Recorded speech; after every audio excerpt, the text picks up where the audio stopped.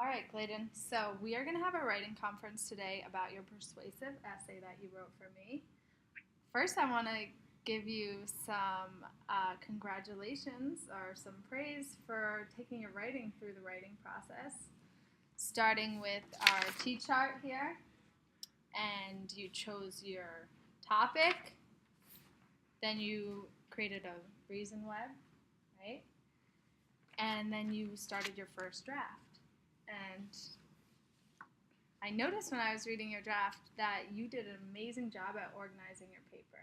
I think that has a huge thing to do with how you really mapped out your ideas beforehand, right? So this is something that you could use when you write another paper, right? Do you think so? Explain how. What do you think? Like I can edit it. You could edit it using the map. What about the T chart? T-shirt. Do you think you could use that again? What if you were writing a totally different paper? Yes, I think I can use that again. Cause I wrote like some more stuff for me. Yeah, with T charts, right? Oh, so you're saying you could go back and come up with another idea and do the entire process again for another type of paper. That's a great idea. So I read your third draft now, and I graded it against a writing rubric. And the way that it's set up is we have your ideas and your content. So like, what is your paper about? What's your main topic? The organization, so how do you order your paper and the structure of it. So do you have an introduction, a conclusion, and is the middle flow? Then we have your voice. So are you writing from your perspective? Are you aware of your audience? Stuff like that. Word choice is, did you choose words that really help your paper move along, right? Did you use big words or did you use a lot of the same words? And we have sentence fluency. So are your sentences all the same, or is there a variety of types of sentences? What types of transition words you use, and so on. And then we have our conventions, which is spelling and grammar. So what I really we're going to break these down, and then I chose one for you to work on today to revise your paper. So first we have ideas, and I said that your main idea is definitely evident throughout your paper. So I could tell when I was reading your paper, throughout the entire paper, that you were writing about how scholars should wear uniforms. You were persuading me that. One thing that I think you could grow on that is building on your details. So for instance, you said here, you will show academic grit by when you put it on, you will feel focused. So you could have a supporting sentence by saying, why would you feel focused because you put it on? So you said I should write that over again? I'm saying that when you go through this, you can add more details. So for another instance, when you show respect, by when you put it on, you will feel ready to go. So when I put my uniform on in the morning, I know that I'm coming to higher achievement. I know that I'm here to learn, and I'm going to be ready because of the way that I feel, right? The way that my uniform makes me feel. You could add a sentence about that. Then for organization, like I said before, you did a great job organizing your paper, and I could tell from the beginning you have your introduction, your 4 ideas that you came up with that are directly aligned with our SPARK principles. So that was awesome. And you did it in the SPARK order, and then you made a conclusion. And I could tell you did that because you said in conclusion. For voice, I could tell your topic throughout, right? And I could tell what you wanted. You want scholars to wear uniforms. I think you could build on that by showing me more of your personality.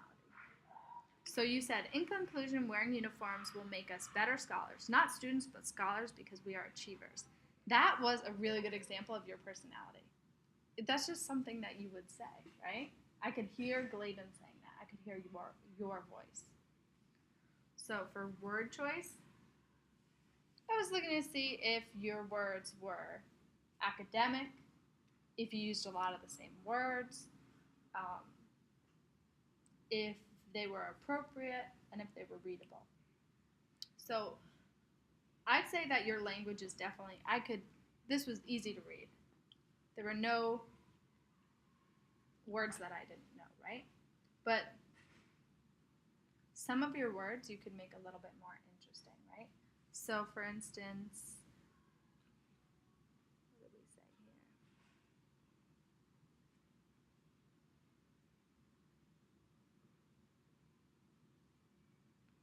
What do you think's a word in here that you could use a better word for?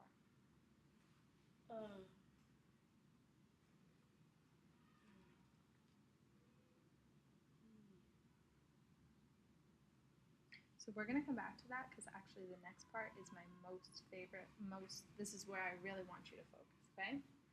So we're going to skip ahead real quick and say conventions. Your spelling and grammar, you had errors, but they didn't mess up the meaning of your paper.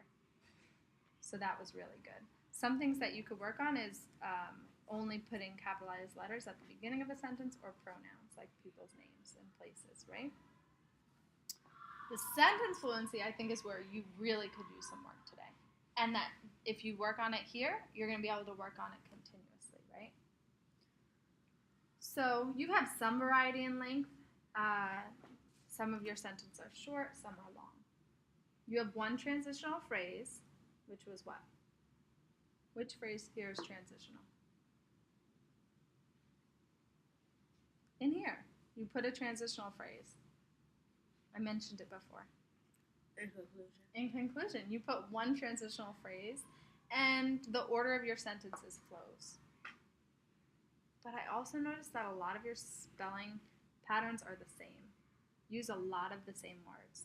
So for instance, you said, I think scholars should wear uniform. I think we should wear a green shirt. I think we will show the four culture principles. Then you also did, we will show, you will show, you will show, and you will show.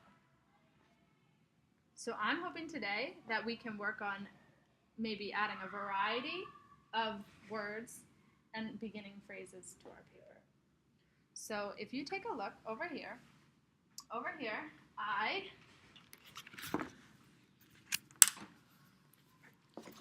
I took your sentences and I laid them out. This is your paper, every sentence seen. So you can see most of them are the same length. You can also see if you look over here, it says, I think, we will show, you will show, you will show, you will show, and in conclusion. So I provided for you a list of transition words and phrases, and I want you to take these phrases and put them in areas that you might be able to add on to your sentences. So, for instance, you could put, where do you think you would put to begin? Show me.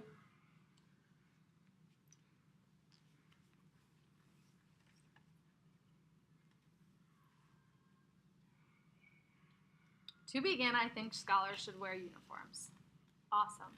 So I'm going to give you 5 minutes, and you're going to go through these phrases and add them to the beginning of your sentences. So what are you going to do?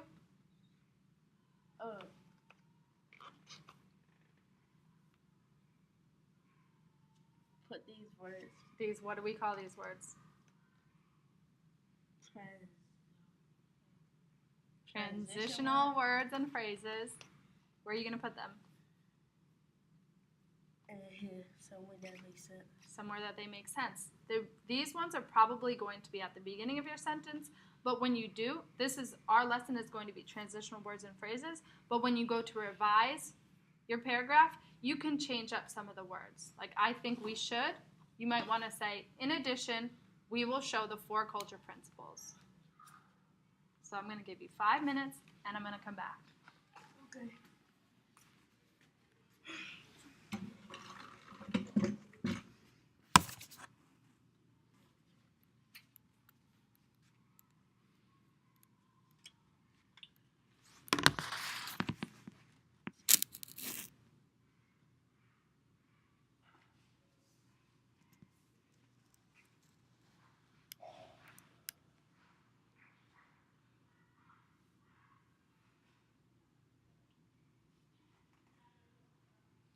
So do we need first and to begin?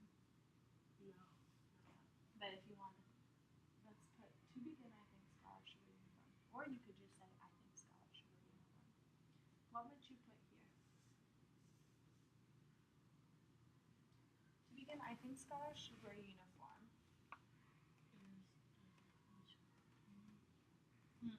think that's more about your introduction. Let's separate our 4 ideas. So we have showing spirit,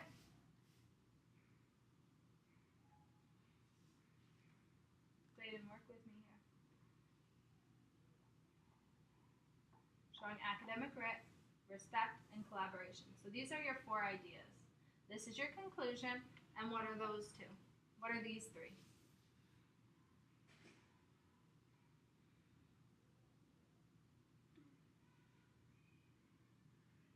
That's your introduction, right? So you could really add them together. To begin, I think scholars should wear uniforms. Scholars should wear uniforms. Wear a uniform that is a green shirt, tan pants, and black dress shoes, right?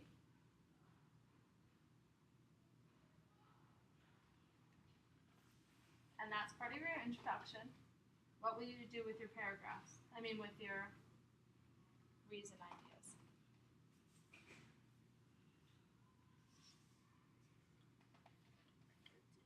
Okay, so add some transitional phrases. Why don't you come on this side where you can see it?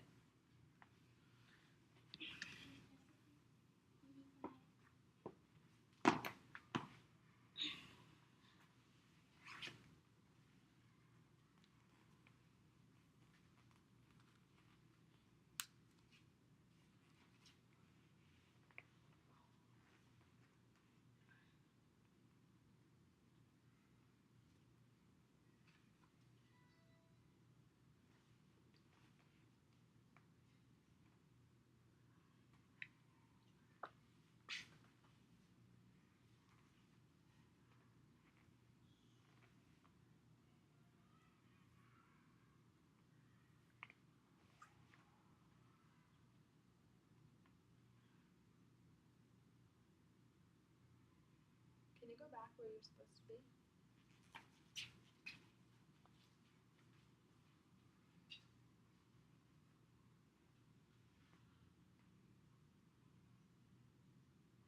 Which one's your first idea? What's your first idea? This is your introduction, right? This is your intro. So you need to tell me what your first idea is. Good. First, we will show spirit by when you are wearing your uniform. You are representing higher achievement. Good. Now what?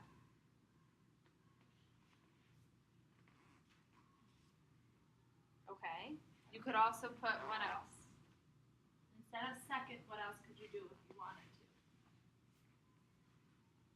Okay, good.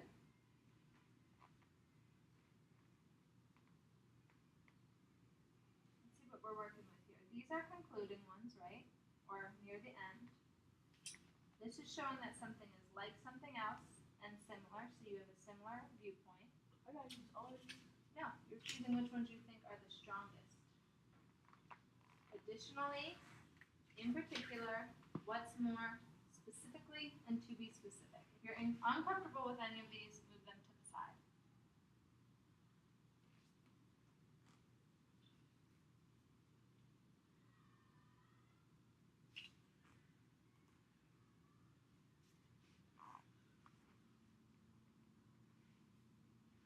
Well, why not?